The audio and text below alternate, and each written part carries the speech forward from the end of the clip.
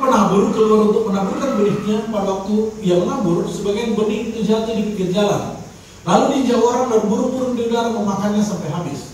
Sebagian jatuh di tanah yang berbatu-batu, dan setelah tumbuh ia menjadi kering karena tidak mendapat air.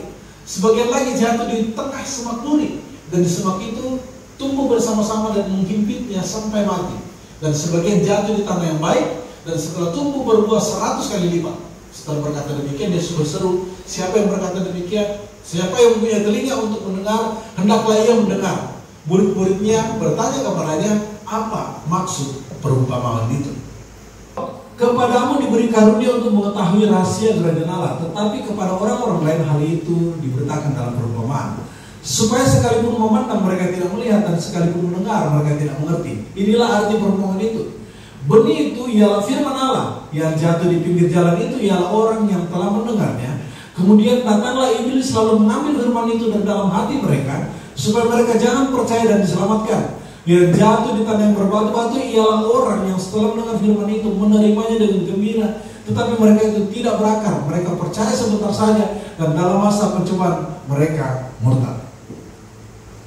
Yang jatuh dalam semak duri ialah orang yang telah mendengar firman itu, dan dalam pertumbuhan selanjutnya mereka terhimpit oleh kekhawatiran dan kekayaan dan kenikmatan hidup, sehingga mereka tidak menghasilkan buah yang matang. Yang jatuh di tanah yang baik itu ialah orang yang setelah mendengar firman itu menyimpannya dalam hati yang baik dan mengeluarkan buah dalam ketekunan. Nah, menarik sekali saudara ketika Tuhan Yesus menyampaikan bahwa benih itu adalah firman Tuhan. Ya, ketika kita bicara benih, ini bicara tentang sesuatu di mana di dalam bahasa aslinya, saudara, ya, mungkin kita bisa melihat bagaimana nanti saya akan bicarakan tentang benih itu. Tetapi dari perumpamaan yang kita baca ada 3 hal penting yang kita mau pelajari hari ini. Yang kita mau sama-sama belajar. Apa yang kita bisa belajar dari perumpamaan? Yang pertama, saudara, jenis tanah.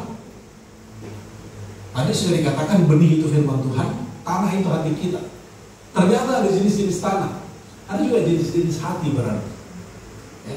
Terus yang kedua, bagaimana mengolah tanah yang baik itu.